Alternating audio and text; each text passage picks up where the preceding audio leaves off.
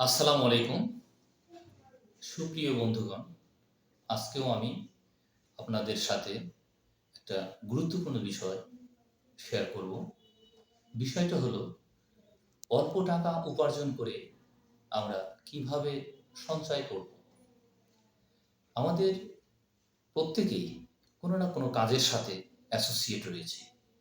যে কাজের বিনিময়ে আমরা একটা পারিশ্রমিক পেয়ে থাকি। প্রিয় বন্ধুগণ, সেই পারিশ্রমিকের পিছনে রয়েছে লম্বা মাসিক খরচের তালিকা।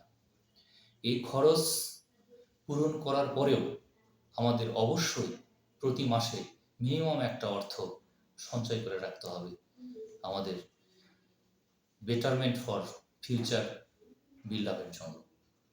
যে কোনো মুহূর্তে আমরা বিপদগ্রস্ত হতে পারি,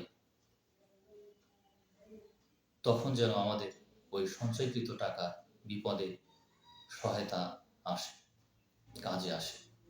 প্রিয় বন্ধুগণ, আমরা প্রতি মাসে যদি এভাবে সঞ্চয় করি, বছর শেষে অবশ্যই একটা আমরা অ্যামাউন্ট পাবো।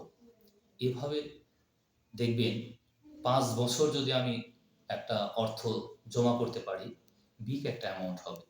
সেই টাকা দিয়ে আমরা কোনো ভালো একটা লভ্যাংশ যুক্ত একটা জায়গায় যদি ইনভেস্ট করতে পারি, ধরে নেন ২ শতক জায়গা আপনি কিনে রাখলেন। এভাবে সঞ্চয় আপনি করতে থাকবেন। পরবর্তীতে দেখবেন ৫ বছর পরে আবার আপনার সঞ্চয়ের একটা অ্যামাউন্ট দাঁড়িয়েছে এবং যে ২ শতক জায়গা আপনি কিনেছেন, এই জায়গাটারও কয়েক গুণ আপনার ক্রয় মূল্যের চেয়ে বৃদ্ধি পাবে। সুতরাং আপনি দেখবেন যখন ১২,০০০, ১৫,০০০ টাকা আর্ন করেছেন, তখনও আপনার পরিবারকে আপনি সাপোর্ট দিয়েছেন। ঠিক আপনি যখন ১৮, ২০, ২৫ বা এর অধিক টাকা উপার্জন করবেন, তখনও আপনার দেখবেন পরিবারে ঠিক একইভাবে সাপোর্ট দিয়ে যাবে। সঞ্চয় হলো একটা অভ্যাস। আপনি যদি এই অভ্যাসটা চর্চা করতে পারেন, কন্টিনিউ করতে পারেন, অবশ্যই আপনার মঙ্গল হবে। আসসালামু আলাইকুম।